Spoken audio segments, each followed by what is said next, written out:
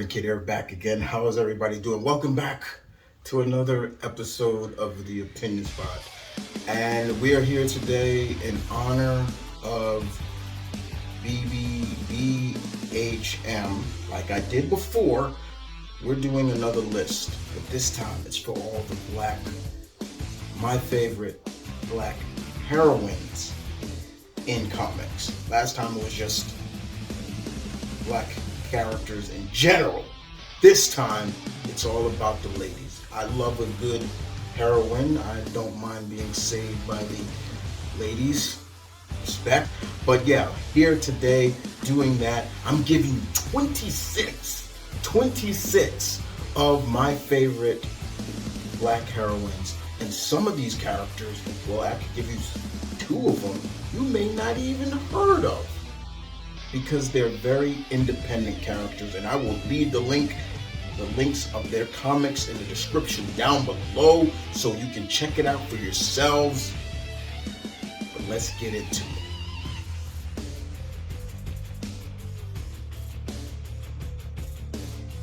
As you can see, number 26 on the list is Onita. Now, this is a character that I was talking about.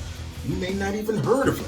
You may not even seen her before. You may have seen images rolling around the social media and things like that. But who is she? Where is she? I recently helped Kickstarter and got into her. Now, she is from Concrete Comics, and she is a superhuman being, or a GGH, a genetically gifted human. Her name is Onita Tawazen. She's from Fayetteville, North Carolina. She is also was a soldier at Fort Bragg, and more importantly, she has abilities that far exceed anybody. And in her world, she was a part of this group called the SHH, which pretty much was a programming for people like her. And she went on different missions and things like that, kind of like wet work mission. But eventually she wanted to get out of it. So when you're with the SHH programming, they have to basically wipe your memory. And now a lot of things are coming back and haunting her from her past. So she now does heroic deeds to try to balance it, find balance. It's really good. I will review the first 3 issues on the channel. It's a really good series. She has super strength, healing, she can fly, things like that. She's a really interesting character, and I dig her look, and I want more. I can't wait to read more of the character when the other issues come out. But this is a winner, and this is something that people need to get on board. I don't want to spoil everything. You need to go check it out. The link will be in the description down below.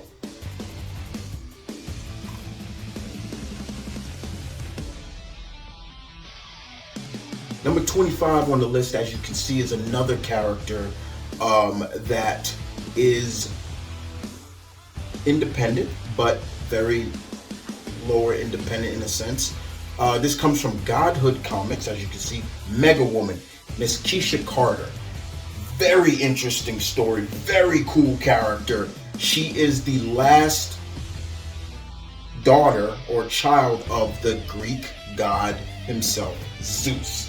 And Zeus kept her demigod powers locked until her 21st birthday. She's from Atlanta, Georgia, and her mother is a surgeon, a really brilliant woman.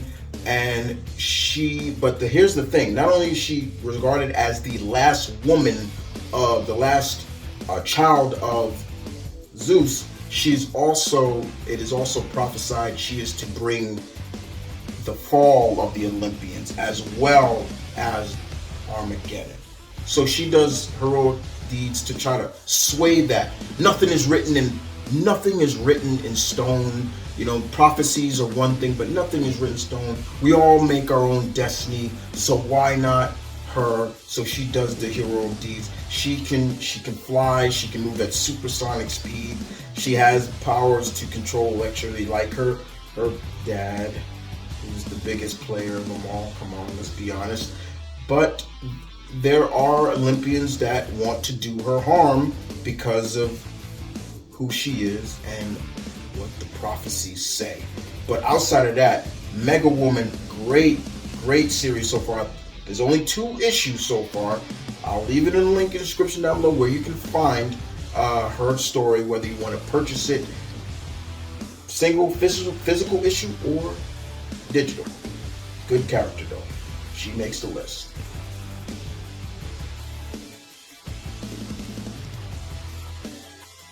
#24 on the list, guys. We're going to Miss Tandy Spears. I want to get that name right. Miss Tandy Spears, the second Power Girl that came out during DC Rebirth. Karen Starr, Power Girl, when she returned back to her own Earth, she gave the title off to Tandy. And Tandy's a very brilliant woman herself. She's very interesting because both of her sets of powers come from freak accidents. She has, not only is she super strong and nearly invulnerable, like what you would expect from someone called Power Girl, but she also can grow big and giant size like Atom Smasher and, you know, the Giant Man and things like that. Both of her powers come from an accident, but she's very caring for her and loyal to her friends as well as her teammates. Before they did Rebirth, you know, she was a part of it during the New 52. And once again, this was another character from the New 52 that I was really interested in. And I dug her look, you know, the Afro puffs and everything like that. It's nice, it was cool. But after that, there's been no whereabouts of her because of the rebirth of DC. But she was a very, very cool character. I really enjoyed her and I wanted to see more, but unfortunately we haven't. Just saying, but I would love to see more of her.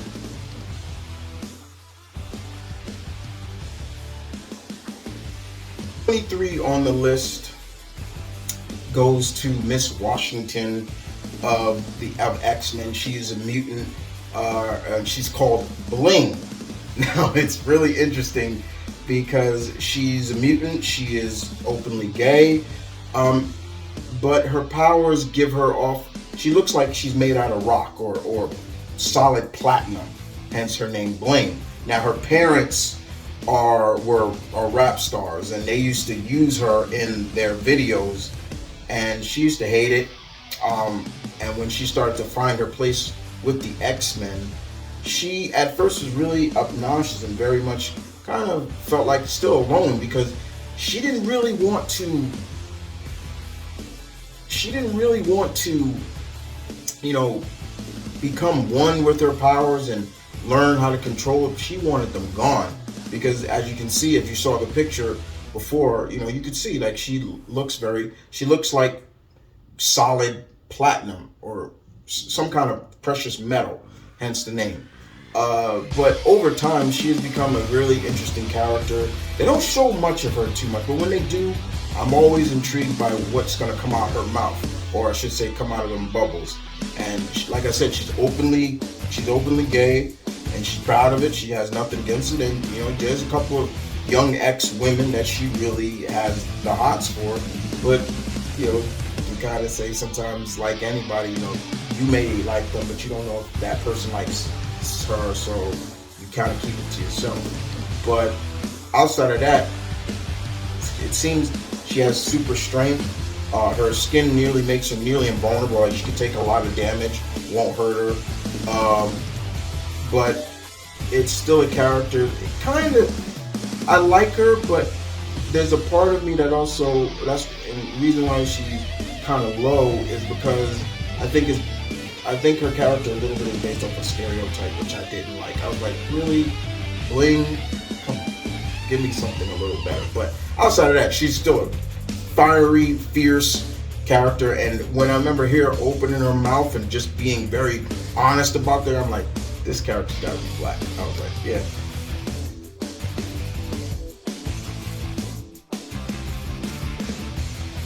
Is a combination of characters. Well, one character in general. This comes from the Marvel Comics, Marvel 2, or in the multiverse, it's called Earth 982. That's the Earth where Mayday Parker and J2, A-Nex, and American Dream, Sharon Carter's niece, comes from. This is basically the world where all the heroes of the old Marvel gotten older, or gotten old, passed the torch on, or either sadly died.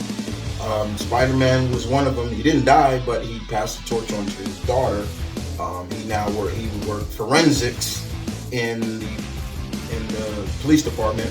He lost his leg in a fight with Green Goblin, excuse me. But there were some new heroes popping up, and one of the heroes is Lady Hawks. Lady Hawks is actually two characters, two twin daughters named Rosetta and Regina, and they were daughters of a high-profile mob boss, crime lord named Boss Morgan. Hence, that's their last name, Rosetta and Regina Morgan. And his biggest threat was Sam Wilson, the Falcon. And Falcon would stop him at any turn, any kind of things he was doing. Falcon was there to end his drug reign and things like that. But then finally, somehow, he was able to kill Sam Wilson. And Zeta and Regina saw it. And it was there they discovered that their father was this evil crime lord, and they wanted nothing to do with him. So they became a costume hero called Lady Hawk. Now, if you look at the costume, as you saw, it's an homage to Sam Wilson's original color scheme, the orange and green, and both sisters trained themselves, get their body in shape to be a street level crime fighter. But you could still see the difference in between them. One, Rosetta was the strongest side of them, the more toughest side of them. While Regina was more the smart girl. She was more the smartest. And Regina got hurt, but nobody knew they were twins. Nobody knew they always, one would do maybe some missions in, and the other one would take over, but they would be in each other's ear. Unfortunately, Regina got hurt, paralyzed, and Rosetta took on just to be by herself to continue the Lady Hawks. Even joined that world's version of the Warriors, things like that. But however, being that this is a multiverse, we don't get to see much characters from Earth or Marvel Comics 2 or Earth 982. But they were a really interesting character. At first, I thought they were Sam Wilson's daughters, but no, Sam never had children in this world. But still was cool to see them pay homage to Falcon as Lady Hawks. Good character.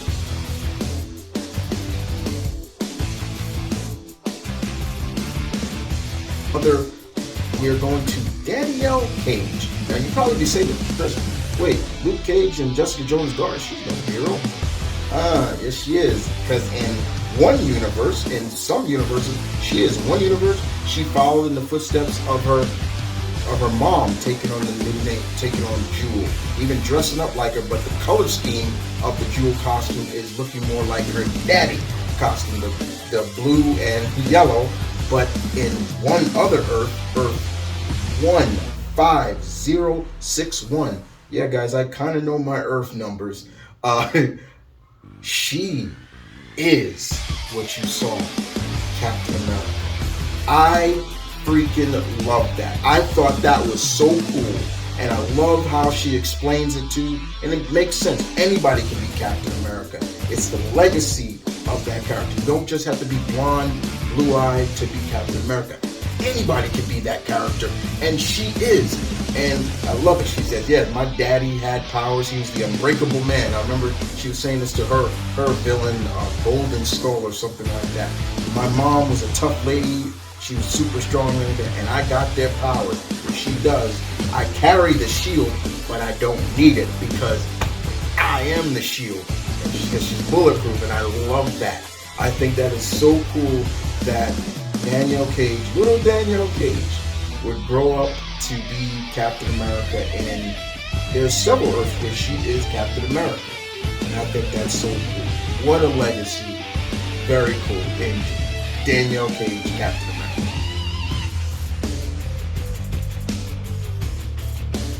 Number 20 on the list, we're going back to the world of X-Men, and we are looking at the character Oya. Very interesting character because another character that went under the wings of Wolverine. Wolverine and the new young X-Men, he really does care. Don't say that the feral mutant, the 300-year-plus-year-old mutant don't have a heart.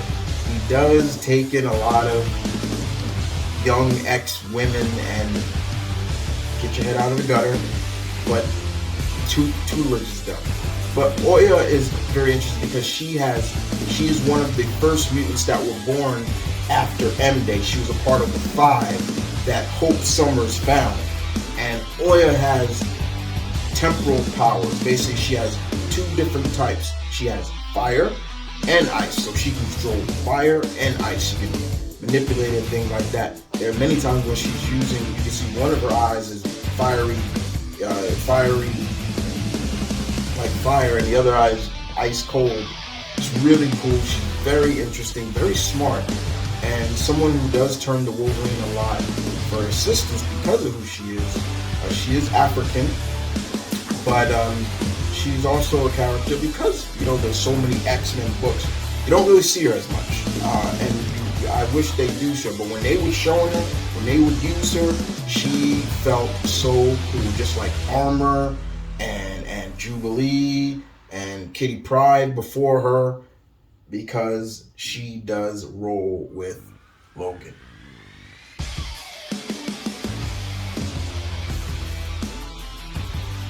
Number 19 on the list, the next character we are going to is Miss Cargill, aka Frenzy. I love Frenzy. Yes, she's ran with the Acolytes. She's ran on the side of, I guess you say, bad mutants. But she has found a place now on the new version of Sword, which mainly most of the members are mutants. And she leads she's the head of the defense department of Sword. But before that, she has always had a balance, or was always fighting between, should I follow the rules of Magneto, or should I follow the rules of what Professor Xavier is teaching? Now, basically, she's basically the female equivalent of Luke Cage. That's her mutant powers. Impeccable skin, super strong, super endurance, you know, stamina, things like that. And she's very tall.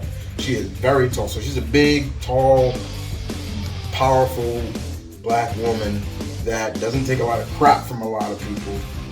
And you have to earn her respect in a fight. You got to be able to go toe-to-toe with her in a fight. That was one thing that we saw in the first issue of the new Sword comic. You know, you gotta go toe-to-toe her to kind of earn her respect. And I like that. She's really cool. It'd be really interesting to see if they would maybe put her in the MCU. I don't know, but you know, it'd be really cool to see who they would cast to play her as Frenzy. But if you want to check her out now in the new Sword comics that's going on. She even has changed her look over this time. She's got braids. It's kind of like a braided mohawk now. Like she got braids, but the side is shaved here, and she just got braids down the side. Used to be she had just the kind of like the 90s Halle Berry look. That was the best way I could describe it. But yeah, Frenzy, good character.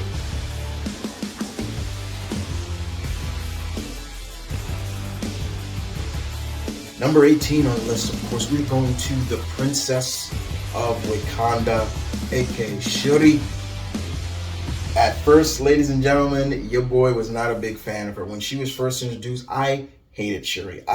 In the comics I'm talking about, I hated her. I hated her attitude. I hated just the way she carried herself. She felt like because she was the princess, you know, you supposed to respect her just instantly. And she felt like she could go and prove herself right away by doing the trials to become the Black Panther. Now, I got nothing against that, but it was just she had too much arrogance, and I'm not a big fan of that. And then when she became Black Panther, when uh, T'Challa was in a coma, I thought she was pretty good. It was short but cool, and hopefully we'll see that. T'Challa did acknowledge her even when he came out of the coma and returned back to his.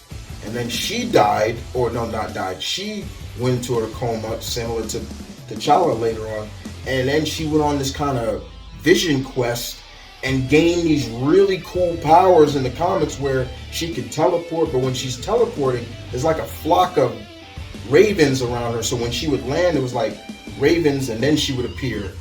And I'm like, okay, this is very interesting. This is a different Shuri. And I really enjoyed that about her. Now, when they brought her into the MCU, yeah, they gave her still a great platform. She was the brains, and not only just the brains, they basically went on to say she was the smartest in the MCU. And you could see that in movies where I remember the time when they were trying to remove or fix Vision or remove something from Vision, I think the Soul Stone, and she put Tony and Bruce to shame. She's like, well, why didn't you do this? And they're just like, why didn't we do that? So Shuri has come a long way for me she has earned my respect over time. But in the beginning, I was not a big fan of her. Now I do like her, and Marvel has given her opportunities to shine, not just in the Black Panther comic, but even giving her her own comic. So yeah, give it to Shuri, the Princess of Wakanda.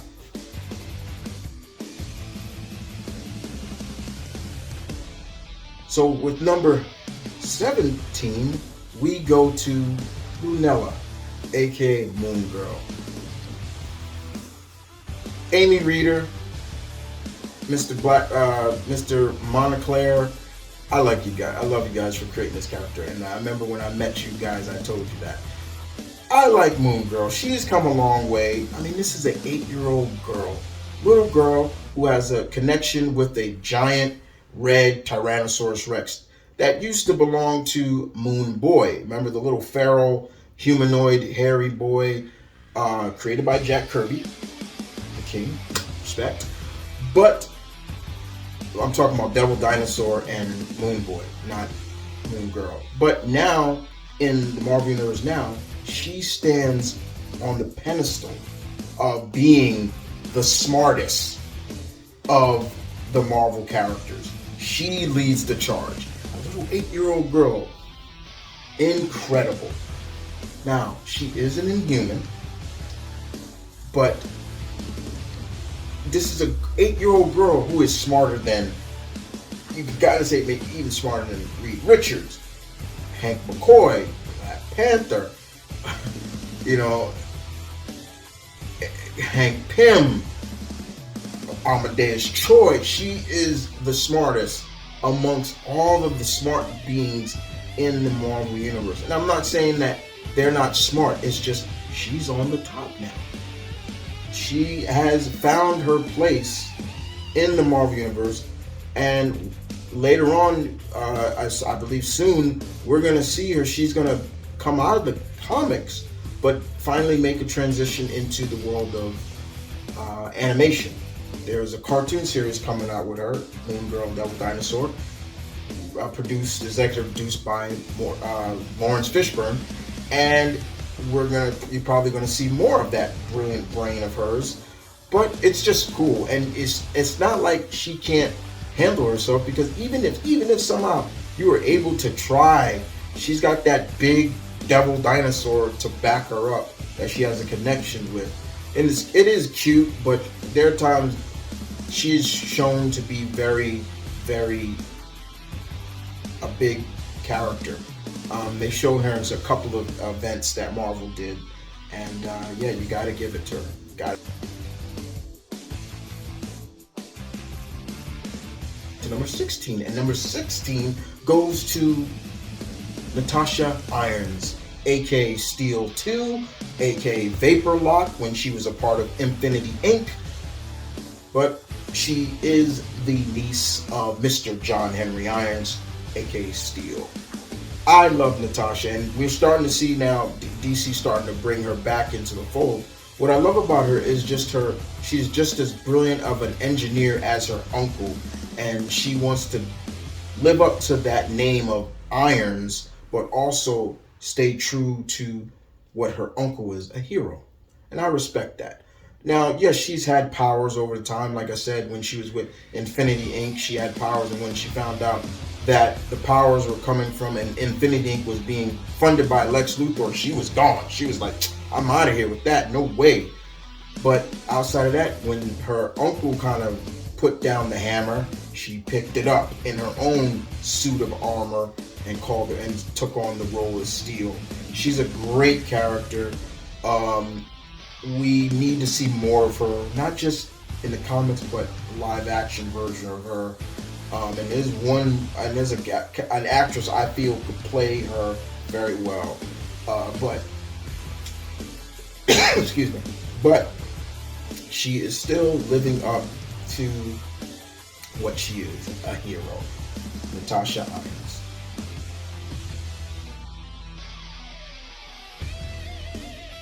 Irons. With great engineers, brilliant black women in comics, we move on to number 15, as you saw, and we're going to the world. That girl being Miss Riri Williams, aka Ironheart. Yes, I know. Her name sounds very villainous. But Riri has a problem with the gender kind of names.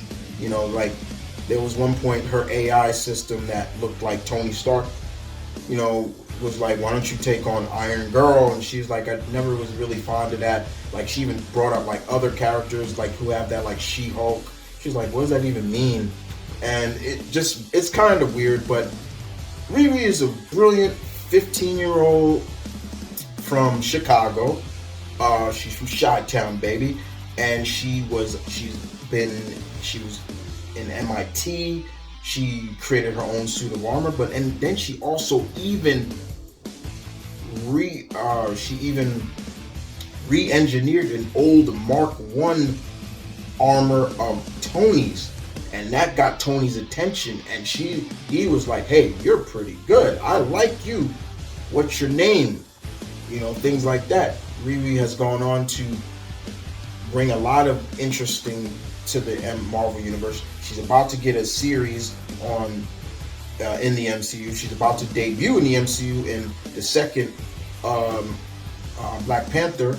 Dominique Thorne is playing her, but I would have saw somebody else playing her. I'll explain that later on in a future video. But more importantly, her armor is really cool. But yeah, she's got a lot of hate too, and I never understood that. Why does she get so much hate? And a lot of people have said they hate her because, oh, she's just a female Iron Man. But then I'm quick to say, but Miles Morales is just a Spider-Man of another color. The only difference between Miles Morales is what? He's got 2 power sets that Peter Parker doesn't have. But I love Riri Williams, and she has earned her spot. She's earned respect from me as a reader, whether it's when she's running solo or she's running with her fellow champions, young champions, I should say. But outside of that, Riri Williams, respect to you, girl.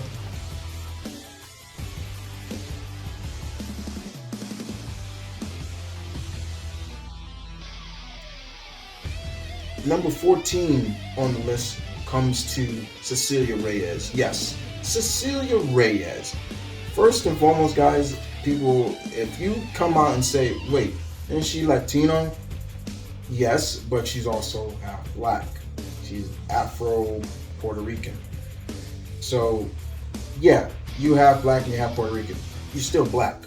That's like what I say about The Rock. The Rock he's half Samoan and his dad's black. Still makes him black. Don't deny that. Don't take away his black card. Anyway, I diverse. So Cecilia Reyes, another mutant that is very interesting, that proves what I've always said. Just because you're a mutant, you don't necessarily just have to be with the X-Men. And she lives up to that because of the fact that she has her own practice. She's a doctor. She's also a doctor, and we've seen her in many times. She's not with the X-Men times. She's just practicing her, saving lives with the Hippocratic oath she's taken as a doctor. And of course she has not forgotten what she is and hasn't forgotten the teachings of Professor Xavier. Her mutant powers are simple, cool. She can make shields around herself and around other people. We've seen her live action. I didn't care for it because it was such a blatant whitewashing of that character, even though I liked the actress who played her, but it was a whitewashing of that character, and that is the reason why I boycotted New Mutants. The whitewashing of certain characters was just, I couldn't take that. I'm like, no, we've seen that enough. But outside of that, Cecilia Reyes is really cool. She has a really good, prominent relationship with Gambit. And yes, Gambit is a married man now. He's married to Rogue, my girl Rogue. But she's still very good friends with him. And she has learned a lot about herself, about her powers, and even just she is a brilliant doctor. And nobody can take that away from her. Cecilia Reyes.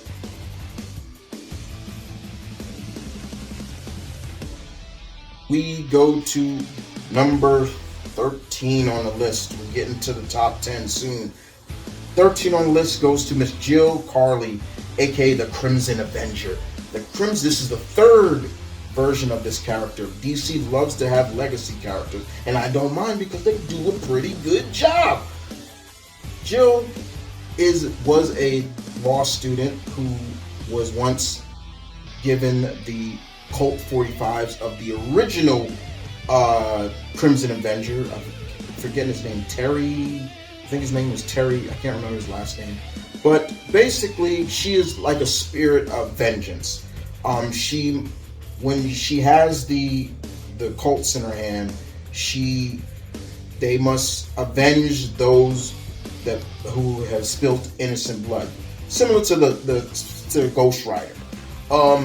She can teleport and has intangibility. Like, you could try to shoot her or hit her, it'll just go right through her. Things like that. She's cursed, basically, and the curse, you see like a blood spatter on her chest.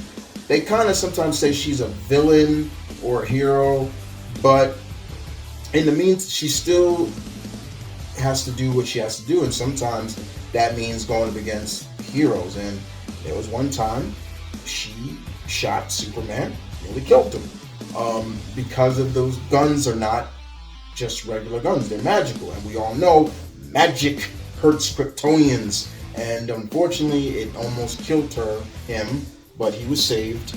But she's a character I would love to see get somewhat like a series on like HBO Max, because and I think that would really be an interesting way of showcasing people who this character is, and like, okay, how dangerous she can be, and there's to a point also, basically, like, you would not want this woman as your enemy. She's a hell of a character. We haven't seen her in a while, but that's the problem. But Crimson Avenger, Jill Carley, don't mess with her. She'll come after you.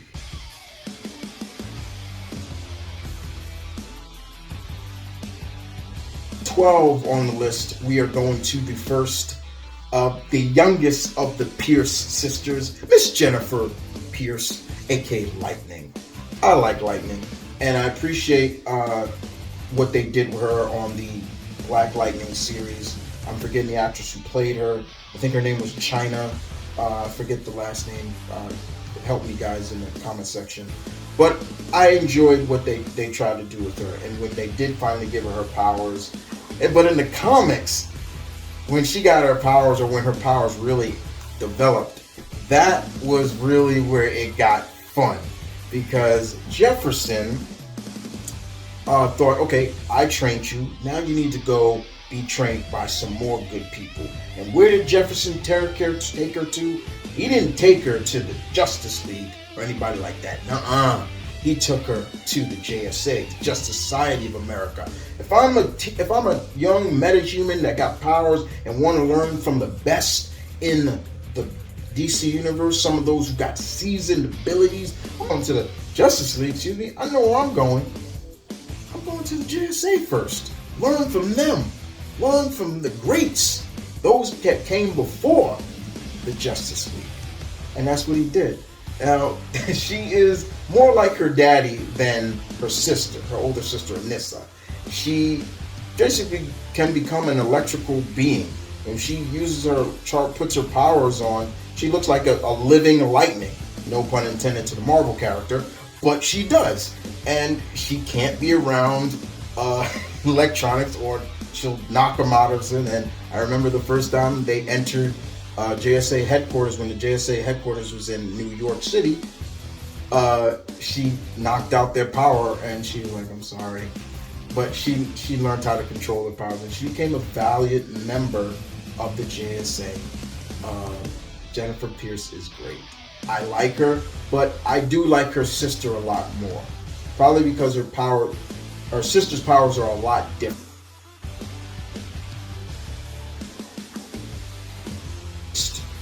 We're going to the Afro-Cambodian Silhouette.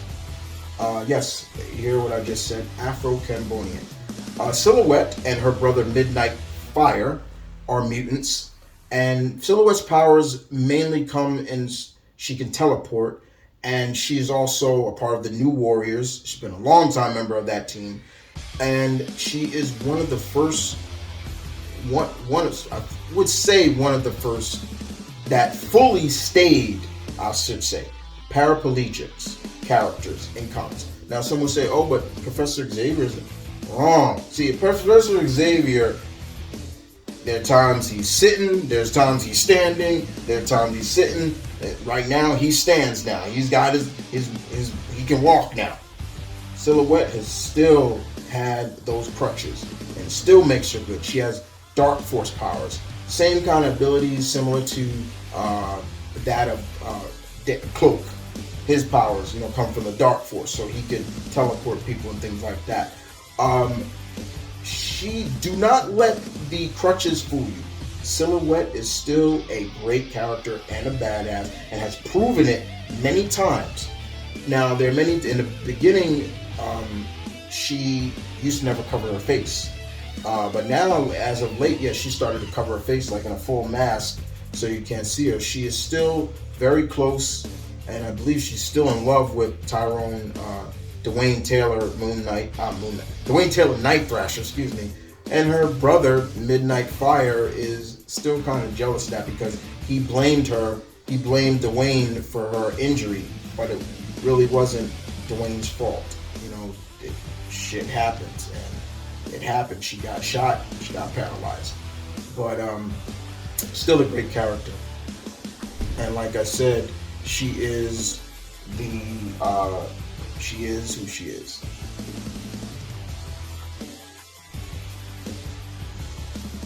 And number 10 on the list goes to Monica St. Croix, or most people know her as M from the X-Men.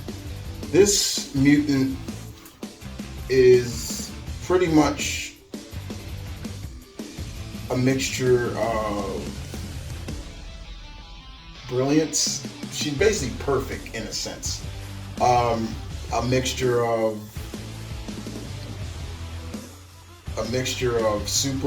like a Superman, because she has so many powers. It's crazy.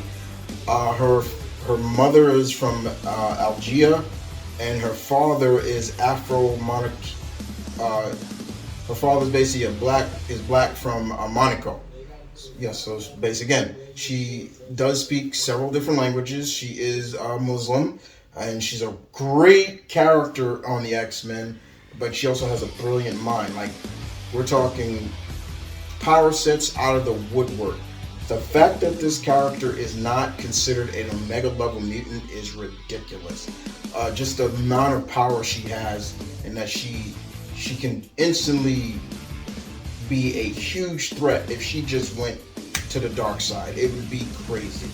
But Monica Monette is definitely a very cool character. I said Monica. I meant Monette. Monette is a very interesting character, very strong. Like I said, she's psychic as well.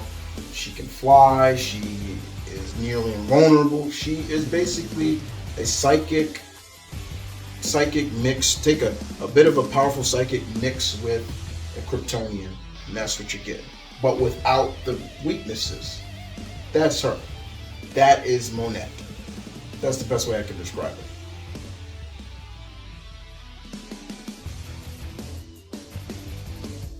On the list, number 9, we go to Miss Karen Beecher Duncan, aka Bumblebee. That's right. Remember, she's married. She's married to the likes of Mal Duncan, another cool character, Vox, or is that, I think that's his name. But Karen Bumblebee is a very cool character. Yes, she is similar to the original first, I guess you could say, insect-like character who can go small and use phasers, Janet Van Dyne, but she also shows just how intelligent she is. So you also got to bring in the fact that the intellect as well as her power set. She's been around for a long time, guys, and I still don't think she's getting enough credit that she has, even in the comics now. We've seen her outside the comics in different forms of media, like things like that, but she is really, really good.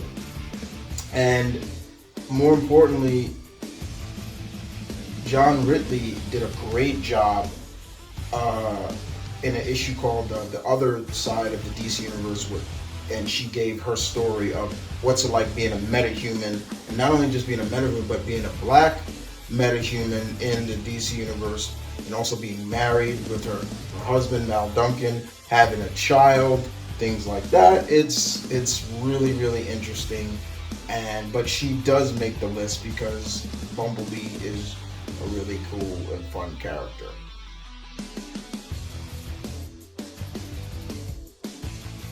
Number 8, we go to the world of Valiant, the Valiant universe, and I've been a fan of the Valiant universe for a long time. And this character is really interesting, but this is a newer version of the character, Livewire. Miss Amanda McKee, who is basically a psychic, as they spell it different. They psychic or psychic, but she is a technopath. She can control machines. So anything you think of, she can control it and make it work for her. And they've showcased that very well when she was framed for a crime she didn't commit in one of her comics, and she used her powers to kind of, escape the law, use it to her advantage, things like that. We have seen her live action once. The Bat in the Sun and did a series, a movie, a short film called Ninjak versus the Valiant Universe, and she was in it. I forget the actress who played her, but the actress looked great as her. It was really fun to watch her use her technopath powers and control machines, and also just find out where Ninjak is going to clear his name. But outside of that, we haven't seen much of her in the Valiant comics as of late. I hope we see more of her. Maybe she'll be in Harbinger or something like that. But I like Amanda McKee, Livewire. Very cool character, and hopefully we will see more of her.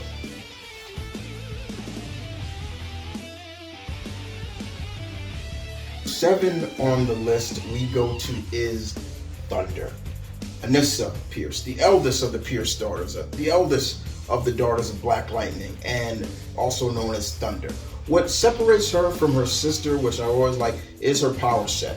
Her powers are a lot different because it's more based on density and weight and impact of where she's landed, or where she wants the impact to go. So if she wants all her impact, the force of her impact to go into her legs or her feet, when let's say she's coming down on somebody, it'll be 10 times that, or her hands. At any point of impact, it works that way. And she can make herself heavier. And she is another one of these characters that is openly gay, and has a great relationship with her lover, which is Grace Choi, this huge Amazonian. She's a part of another tribe of Amazons. I forget what the tribe of Amazon she's from, but they make a good team. They're actually one of my favorite couples in DC. We also got to see her in the Black Lightning show, and I thought the actress who played her was perfect. They did a great job with that, and I love that Jefferson is very openly accepting of his eldest daughter and accepts her as who she is. And she's gone through some changes over time. There was many times she had blonde hair, and her costume was a lot different from then. She just started wearing her natural hair, but wearing a more black and yellow-like costume. She's been a member of the Outsiders, like her dad, and just her powers are just so different. Like, you could try to run into her with a car, and she could just make her powers make herself very imposable and heavier to the point where you're going to hurt yourself more instead of her getting hit. So it's really cool. I always thought having somebody who has density powers is really interesting, because you never know what they could be. Like, they may look like they're maybe $125, but then you try to go lift her, you're trying to lift somebody who's like 800 pounds or something like that. And then she can just easily put the force of impact into her and just maybe iron palm you, and you go flying because of the force she's using. And I loved it when she used the powers in the series, because it almost like she had to literally hold her breath, and it would go and then she would do it. It was really cool. It was very cool. I really enjoyed it very much. Anissa is another one of those characters that you don't see much of because of how the DC universe goes. And it's just like, when it's great characters like that, you're just like, man, like, where are they? Because you want to change it or something like that. It bothers me all the time. It really does. But Thunder makes the list, of course. And what can I say? Those Pierce daughters live up to the name in the respect and honor of their dad.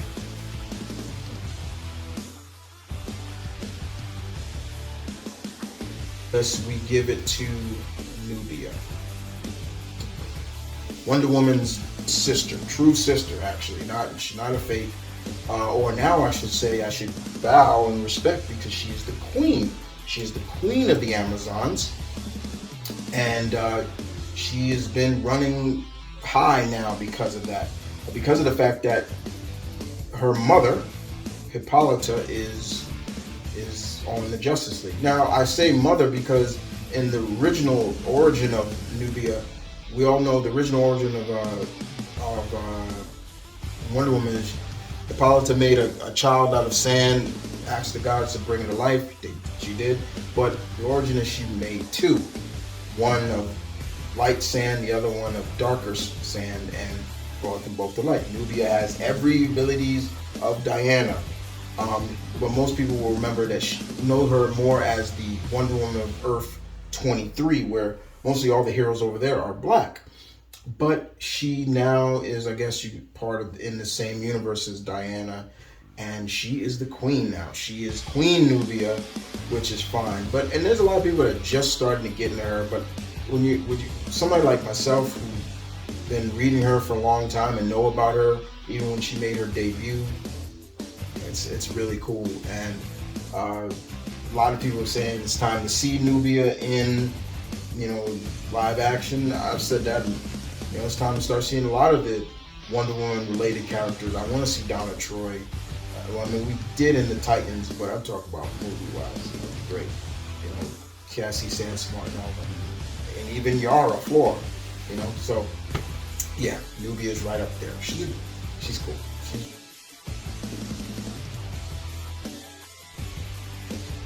And next on the list we move on to is number 5. Number 5 on the list goes to Rocket, the friend, partner to Icon in the Milestone universe. Rocket, Rachel, that's her name, Rachel, was, I believe, the first character in comics to have a child. I believe she was a child. She had I think have a child at a young age. She's the first of something, I can't remember. But Rocket is one of those characters who, you don't really look at her as the sidekick to Icon. She is a partner that Icon really cares about, and she is also a one that speaks her mind. She does not let it bother her, or let it, she doesn't hold her breath like under her. No, she lets it ride. She'll let it ride real quick, and she will let you know if she likes you or not. Currently now in the new version of it, Static's been hitting on her a lot, and she's kind of like, boy, please get, stuff like that. But it's still fun. I'm glad to see that they have reintroduced the two and given people a new insight to the character, but also for longtime fans, just seeing these characters back makes it all worthwhile, in my opinion. And we have seen her cartoon-wise, yes, but never live action-wise. And there's an actress I feel could play this character, but that's for a future video. Rocket makes the list. Number 5.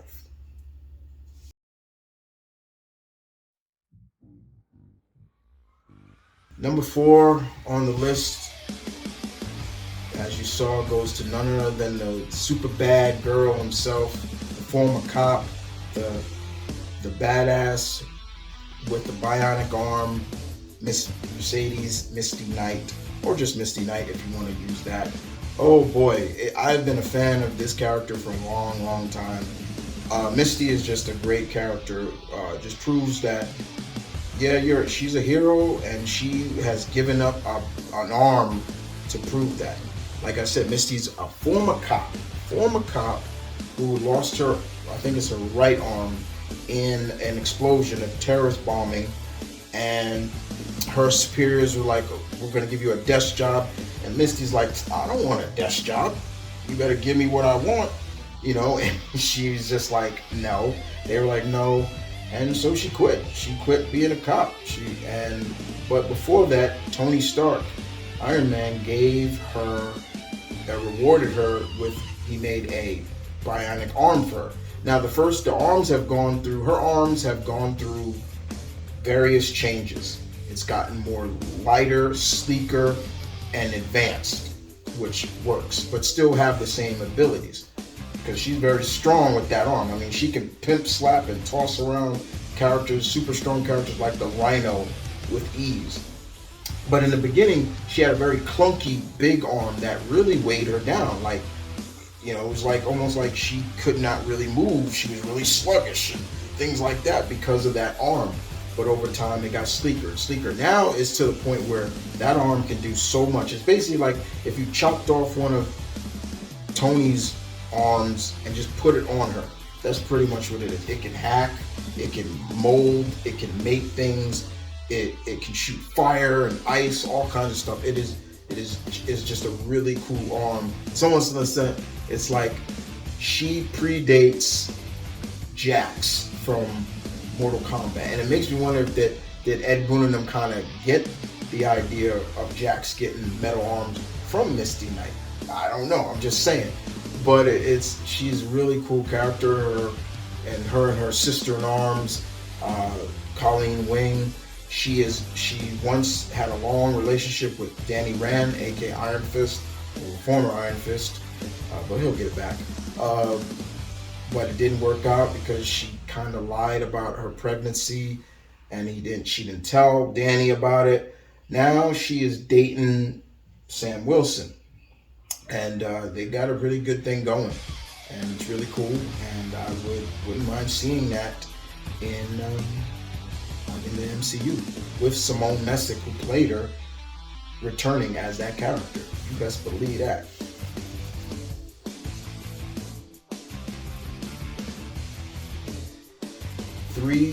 Number 3 on the list goes to Miss Mari McCabe, aka Vixen. As you guys know, I've said it many times, over and over and over. I am a huge fan of characters with animal abilities. And Mari is able to tap into the animal kingdom because of the amulet, the totem. Excuse me, the totem. Um, she is based somewhat African, but also she grew up in America, and she also has ties to Anansi, the spider deity. But she can make herself heavy like an elephant, or move through the waters like a dolphin, you know. But Mari can fight too, and that's even without the totem. Um, we have never truly physically seen her live action. And I mean, we've seen her once, but we never seen her again. Mari McCabe. We've seen her grandmother more on Legends of Tomorrow, but I want to see more of Mari as this character. I thought the DC, the Justice League Unlimited did a good job of doing justice to her, whether from her being a model to also being a part of the Justice League. Gina Torres did a great job voicing her, and they actually had her dating Jon Stewart, and the love triangle between her, Jon Stewart, and Shiera was really interesting, because we know somewhere down the line they don't stay together because they have Warhawk, you know. But outside of that, I love Mari, and whenever she's in a book, she works. She's a great character. Whether it's a mini series that she's in or she's a part of the Justice League, Mari McCabe is great. I want to see her live action, maybe a solo movie, or maybe she is in a team. If they want to do the Justice League with new characters, Mari is a good one. Just saying.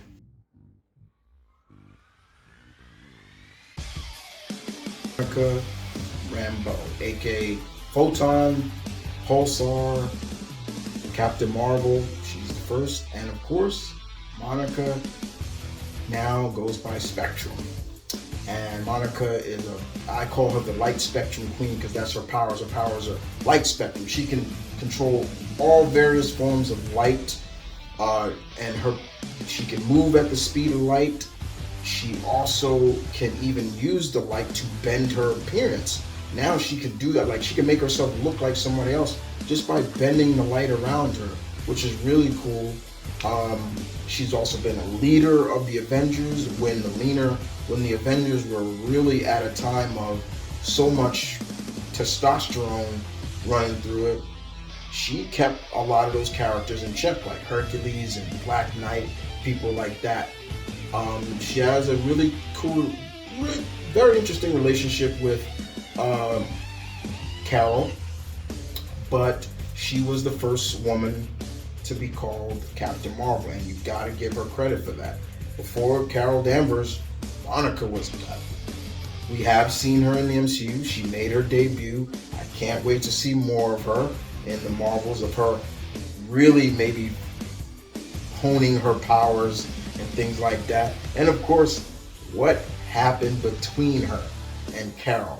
Why she seemed to be very, I wouldn't say vindictive, but very like, yeah, okay, whatever. Like, almost like, yeah, I don't want to talk about her. Like, that's where I'm really interested about Monica. But she's still in the comics. She is still being used, and I love that. Like, she's going to be a part of a new version of the Thunderbolts with Hawkeye and America Chavez and Victor Alvarez, Power Man, and two new characters. But yeah, she's still around. She's still putting in the work, and I like that about her. Monica is just a great character.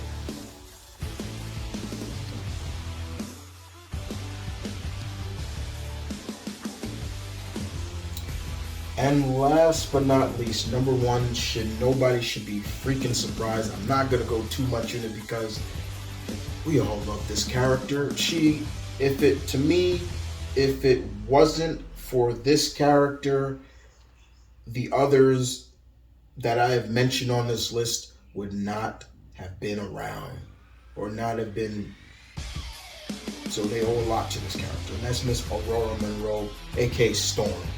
Let's be honest, Storm is the queen. She truly is the queen. She's the foundation of all the black heroines that have come after her. And it's very important that she did, because when she first debuted in 1972 in that giant-size X-Men, all eyes were on her. I mean, it was for me when I read it. You know, I was like, okay, I like all the other characters, but who's the white-haired girl who seems to control the weather? But she can do so much more than just control the weather. And what scares me is that when they do reintroduce her in the MCU, they just don't focus on that. They really go deep that this woman can do more than just control the weather. And I think it is time for a darker-skinned sister to play this character. We have no offense to Halle Berry or Alexander Shipp. They were the two that played her before. But it's time for a darker-skinned sister and maybe even a taller sister to play, because Storm is a very tall woman. I've always said this, when she's in the comics, in the panel, when all eyes are on her, Storm is great. I love her. She carries herself with dignity and respect, like every queen should. Every black queen should. Respect. And she is willing to listen, but she is also willing to get across the point that I am an equal. I am not just someone you push aside. She is an equal, and that equal is her. More importantly, she's kind of like the Queen of Mars now in the comics, because her and the other Omega level mutants terraformed Mars to make it livable. Let that sink in. Terraformed Mars. She's been married to Black Panther. Marvel, you were stupid to end that relationship. I don't blame I do blame Marvel for that. But more importantly, she is just one of the best. And she can have any hairstyle and I wouldn't give a damn. She can be bald and I'll still love her. But my favorite look for Storm, because she's had many, is that mohawk. I love women with mohawks. And it has worked for her in the past, and she brought it back once. And she's just a great character. And a lot of the black heroines that came after her owe her a lot. I think Nubia came out before her. I could be wrong. I think Nubia came out in 71, I think. But still, Storm, you gotta love her. You gotta love her. Well, guys, I hope you guys enjoyed that list of characters, especially heroines, black heroines in comics. And I hope you learned some things. And like I said before, for characters that you don't know, especially Mega Woman and Onita, the links in the description will be down below for where you can check out their books. I totally recommend you guys checking it out. You won't be disappointed. But more importantly, thank you for watching. Thank you for tuning in. Please don't forget to like the video and leave in the comments down below. What do you think? Your list. I'd like to hear some of your favorite black heroines in comics. And more importantly, this is to all the queens. Remember, heroism comes in all colors. But for the black queens, hey, this was for you. And other than that, guys, you guys take care, and I will see you guys next time. Deuces.